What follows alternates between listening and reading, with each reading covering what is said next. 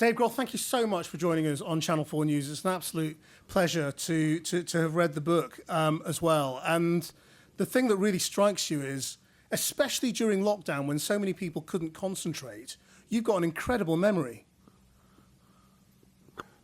I'm surprised too. I mean, of all the things that I've experienced or accomplished in my life, I do have a very vivid memory of all of these experiences. And I think one of the reasons why is because, you know, I kind of file these things or sort them in musical increments. So when I was young, if you play me a song from the 70s, whether it's Jerry Rafferty or 10cc, something from 70s AM radio, I can remember vividly exactly where I was the first time I heard it, or what grade I was in, or what I was doing with my life at the time. And the same can be said for any album I've ever made.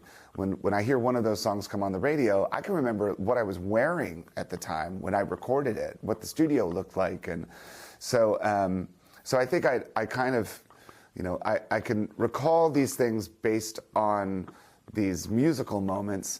And as I was writing the book, looking back, it's kind of flooded back really easily. So it was a joy. It was a joy to write. It was really fun. I guess it also plays to the way you have learnt your music, because you didn't have formal drum lessons, did you? I mean, you learnt playing pillows. Yeah. I mean, first of all, the house that I grew up in, I think it was too small to have a drum set. I couldn't fit a drum set in my bedroom, and my mother surely wouldn't allow me to have it in the living room. So I was learning how to play music by ear. So listening to Beatles records on my bedroom floor with a Beatles songbook, I would just kind of strum along and play. And in that, I learned so much about melody, harmony, composition, arrangement, things like that, just from listening. And with drums, I could decipher which was the kick drum, which was the snare drum, which was the rack tom, which was the ride cymbal. So it was just a matter of trying to figure out the physicality of doing that. But without having a drum set, I would set up these pillows on my bedroom floor, and I would play along to records, which was great because I never, I never had anyone telling me how to do it, what not to do. If I were making mistakes, like no one was telling me to not play this way. And I think in that, I kind of came up with my idea of drumming and how it should be done. It's like wild with inconsistencies, and I'm sure there's plenty of things that drum teachers would smack my hand for doing. But I appreciate doing it the way that I do it. I don't think I'm the greatest drummer in the world, but when I sit down at a drum set, I'll just pulverize it. And it's kind of what I do. If you grew up listening to the Beatles and to American rock and roll, why was it that you became a punk rocker? Well, when I was young, I had those rock and roll records, listening to the Beatles and AC/DC and Kiss and Led Zeppelin, things like that. And I had their posters on my walls, and I would look at these posters, and there's like smoke machines and lasers and dragons and cannons, and you know, to me that was kind of rock and roll. But I'd never seen a live concert until I was about 13 years old. I took a family trip up to Chicago, where my cousin Tracy was a punk rocker. And she took me to a club the first night we got there, and I saw a punk rock band in like a corner bar, like a pub. There were maybe like 50 people there. And the band came on stage, and they had like 2 amplifiers and 1 microphone, and there were 2 stage lights. And they counted into the song, and the room just erupted. And I realized, like, oh, maybe this is rock and roll. You know, this is raw. This is so real. They only knew 4 chords.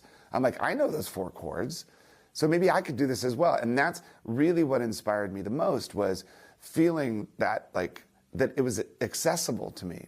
I didn't have to have the dragons and the lasers and the smoke machines. All I really needed was, like, you know, 4 chords and the truth, right? And so Basically, that set me in this new direction of becoming a musician where I felt like I could do everything myself. I didn't need any of the record companies or any of the stadiums. I was just going to play rock and roll like that. You also mentioned watching the B-52s play Rock Lobster. Yeah, so when I was young, in the 70s, the television show Saturday Night Live was, it was on every weekend. It was a live sketch comedy show with musical guests. And the musical guests, I loved the comedy and I loved the cast, but getting to see these legends every weekend, and it was really diverse. Like one weekend it would be Peter Tosh, the next weekend it would be the Rolling Stones, the next weekend it would be David Bowie, the next weekend it would be,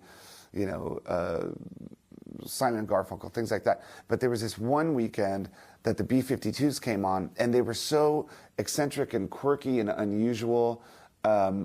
I somehow, for some reason, connected to it because I felt weird in my neighborhood. I felt like I was the eccentric, quirky, weird one. And when I saw the B-52s for the first time, I thought like, oh my God, they're celebrating their eccentricity. They're flying their freak flag. I'm like, oh man, I want to fly my freak flag. And they were doing it musically. I'm like, I'm a musician. I could do this as well. So seeing the B-52s for the first time playing Rock Lobster on Saturday Night Live, it really did change my life because I felt like, I understand them, they understand me, and I didn't feel alone anymore. I thought, okay, maybe there's a world of weirdos like me out there. It was just a matter of trying to find them. But if you started out as a weirdo who was pure about the music and didn't want to sell out, you write really cleverly about the moment you hit the big time, really, watching Smells Like Teen Spirit on MTV. Yeah. It's funny, I do talk about it in the book. So when you're young and you start playing music, you're just in love with the sound and you're in love with the puzzle and the mystery and how to do it and learning to do it yourself, right?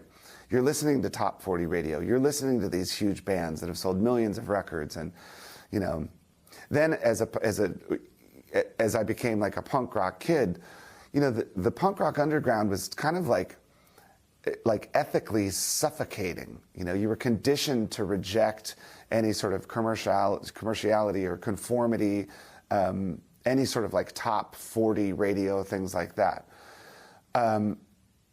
So then when your band becomes popular, like, what do you do? Like, how do you reconcile those two things, or how do you justify that? Because most musicians feel some sort of guilt. Like you said, you use the word sellout. Like, what happens when the songs that you've written are loved by everyone? I mean, do you run away from it because everyone loves it? Now you're a top 40 band and you've sold millions of records. How do you deal with that? A lot of people feel this sense of guilt or shame. Like, oh no, I'm too popular. Or, oh no, we've sold too many records. I didn't want the world to know about this little secret. And it's difficult. I mean, it's one of the things that really affected Nirvana. None of us ever thought that we were going to be this gigantic band. We were perfectly comfortable in our little corner of the underground, doing it the way we'd always done it. But unfortunately, Kurt's songs were so good that millions and millions of people connected to it. And so you could either see it as a blessing or a celebration, or you could see it as some sort of curse. And there's this weird guilt and shame in that, which I think is really dangerous. I think it's dangerous because when you were young on your bedroom floor, there was no guilt then. When you're learning to play an instrument or learning to write songs, there's no guilt then. And if that's the core musician that you are, if that's the core of your musicianship, then you should be able to carry that. Like, people talk about guilty pleasures. I don't believe in guilty pleasures. I believe that you should be able to say, I like this, and there should be nothing wrong with that. I remember when Gangnam Style came out. I wasn't ashamed to say, that's my favorite song of the year. I know I'm supposed to be this hardened punk rock, heavy metal dude, but Gangnam Style is one of my favorite songs. Like, I should be able to say that, right? What's wrong with that? So I don't believe in the idea that guilt should be associated with with the amount of people that listen to your music. I think that the world should be able to, the minute you put it into a microphone, it's out of your hands. If it's a beautiful song and the world wants to sing it, I think that you should sing it with them. Is that something you always thought? I mean, what would the young punk Dave Grohl make of the man you are today? I mean, the young punk Dave didn't see this as a career opportunity. So, I mean, to be perfectly honest, when I was working at the furniture warehouse or doing masonry and making flagstone patios and things like that, I think that young Dave would have been very happy that he didn't have to work at Shakey's Pizza anymore. That's what I think. You write very starkly about the death of Kurt and the effect on you. And the effect on you seemed to be, I mean, surprisingly, I suppose, to throw yourself into being the front man, the very thing that he had really struggled with. Can you explain that? Well, you know, in the book, that was the last chapter I wrote, actually, because I was afraid to write it, you know, because I knew what everyone wanted me to write. I knew what Nirvana fans would want me to write. I knew what every interviewer would want me to say. I just knew it. And I thought, you know, I'm going to kind of like detour around that and just talk about the emotional impact or relevance of losing someone, the process of loss, mourning, grief, like to get deeper into that, you know, and to the idea that there's some people in life that you kind of emotionally prepare yourself to lose, you know, almost like a self-defense mechanism where you kind of build these walls around yourself to feel the pain a bit less when you lose them. But it never works, you know, it doesn't. It's not like some sort of vaccine that will make you immune to pain. It doesn't work that way. So, you know, it was difficult to go back and reflect on everything that had happened, but it felt good to be able to put it on paper because I was working through these things as I was writing them, you know, that I've talked to people close to me about these moments in my life, but not really too much, not deeply in public. So it felt good to put it on paper. But, you know, when I was in Nirvana, I was the drummer, and I don't even think you could see my face. I had so much hair as I was pounding the drums, like, you know, I was practically anonymous in that band. I could almost walk through the front door of a gig and not be recognized. So my experience was so much different than someone like Kurt's, you know, because Kurt had to bear the weight and responsibility of being the face of the band.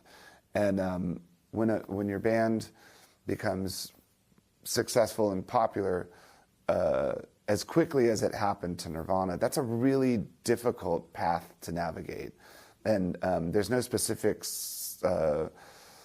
skills or skill set or tools to deal with something like that. You have to really kind of hold on and hope that you make it through. So after Nirvana, you know, I learned a lot of things being in Nirvana. I learned a lot of what to do and what not to do. And I think I apply those things to the Foo Fighters now. So my experience of being a front man, being the lead singer of a band is much, much different than I think Kurt's was in Nirvana. Yeah. Foo Fighters looks like the most fun in the world that anyone can have kind of legally. And, you know, in your live shows, you know, you seem to have such a good time. You invite people up onto stage. You have Rick Astley play with you.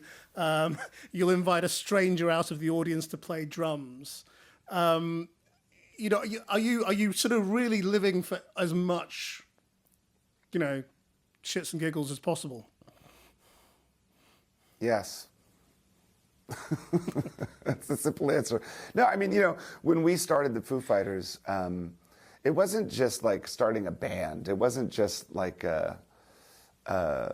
putting some guys together with instruments. It was a bit more emotionally, it was a bit more emotional than that. It was a continuation of life. You know, Pat and I had been in Nirvana. Our drummer William and our bass player Nate had been in a band that had ended prematurely. And so we were young and we were not finished playing music. But more than that, we just needed something to look forward to. We needed something to like get us through life. And if you think of it that way, then every day you wake up and you really appreciate that you have this. I feel so fortunate that I'm alive and that I'm in the Foo Fighters and I get to share this with all of my friends. It really is a dream come true. So we're a fun bunch. I mean, we really are. Like, I always tell people that when we show up to an airport, there's usually 3 or 4 vans to take the band to the hotel. But we all still climb into one. It still works that way. Like, we still feel like this. And I know a lot of other bands. I know a lot of other organizations that do the same thing that we do. And I can honestly say that we have more fun than any other band in the world. I think it's true. Just finally, because I know they're going to drag you away. I mean, just on that, I mean, I suppose you also understand what it is to be a fan. Because when you talk about turning up at the airport, you did also meet one of your heroes at the airport once. I did, yeah. There was once when I was standing outside of the terminal at LAX, and a young man came up to me and said, I read in an interview that the only person you want to meet is Little Richard. And I said, yeah, I mean, he's the originator. He's the innovator. If it weren't for Little Richard, I don't think we'd have rock and roll. And the guy said, well, that's my father. I said, what? And he goes, come here. And we walk over to this car and he taps on the window. The window comes down a little bit and Little Richard was sitting right there. And my whole universe just exploded. I mean, there was like a glitch in the matrix. I was just like, this can't be happening. I can't believe this is real. And the guy whispered to Little Richard, he said, psst, psst. And then the window came down. He said, David, God bless you. How are you, my friend? And he signed a Bible pamphlet that said, David, God cares, Little Richard. And I was done. After that, I was finished. Like, I don't care. It could be Madonna. It could be the Prime Minister. It could be, I don't care anymore. It's like, I met Little Richard. I'm done. That's it. It's a great story. When are we going to see you live? We're coming back next summer for a bunch of gigs, some big stadium gigs. But until then, you know, we're kind of winding our way through America, playing shows here and there. They're the best shows we've ever played, I think, because we took a bunch of time off, as did you, and now we're both face to face again, and it feels really good. So next summer we'll bring the noise. Dave Grohl, looking forward to it. Thank you very much indeed. All right, man. Thank you very much. Take care. Thanks.